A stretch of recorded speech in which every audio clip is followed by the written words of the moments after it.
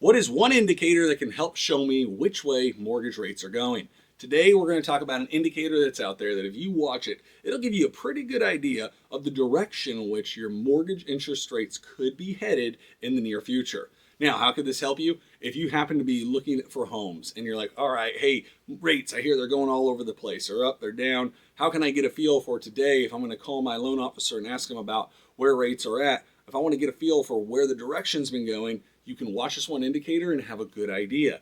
This way, if you end up saying get quoted a rate, like if I gave you a rate one day, know that they move all the time, so if we didn't lock it in, the rate's going to keep moving. But if you got quoted one day, and then all of a sudden you watch this indicator, and the next day you found the home that you loved, and you look at the indicator and realize that it went down, there's a decent chance the rate should be about the same, if not better. If that indicator went up, there's a good indication that most likely your mortgage rate might be a little bit higher if you didn't happen to lock it in.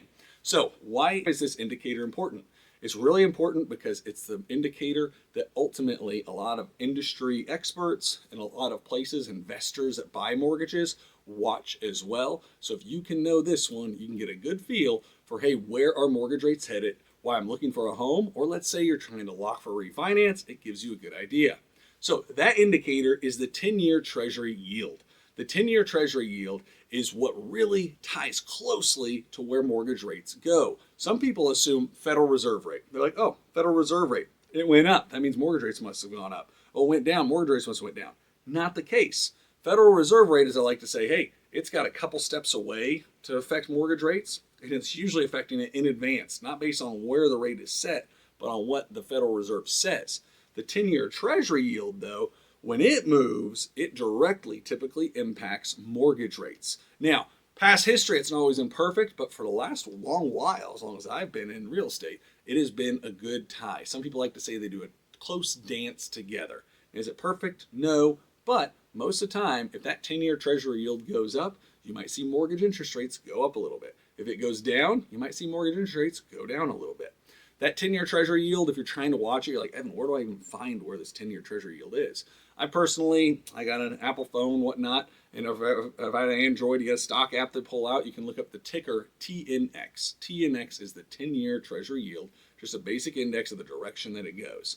Now you're going to notice on it, the numbers will be lower, like the 10-year Treasury yield might be trading at something like, let's say, 4, you'll see on there. It doesn't mean that it's 4% or anything like that necessarily to where, oh, mortgage rates should be 4%. Because remember, the 10-year Treasury yield is actually the risk-free rate, effectively, for people to borrow from the government. Because a 10-year Treasury yield is the government saying, hey, if we're going to lend out money on a 10-year basis, this is what the interest rate would be. So it's seen as the risk-free rate.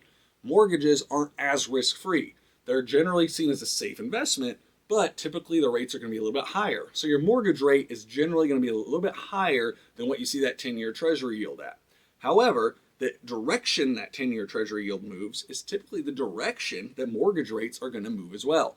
The reason being is because there's more mechanics to it, but the basics are the 10-year Treasury yield is what a lot of investors and groups use in a way to effectively hedge against mortgage rates. So they typically see it as, hey, that 10-year Treasury yield is a good indication of where if I need to hedge my risk or whatnot, then the 10-year Treasury yield is where we're going to go. And we're going to take money from the 10-year Treasury yield effectively and lend it for mortgage's sake. So we need to make a little premium on there, or we need to make sure that we sell it or have folks buy it from us at a premium for us. But ultimately, the 10-year Treasury direction does drive mortgage interest rates. So when you're buying a home, or if you're looking to refinance a home and you're like, hey, when is the right time to decide to purchase or decide to lock in this refinance so we can close? If you watch that 10-year Treasury yield, you'll have a good idea of which direction your mortgage rates might be headed.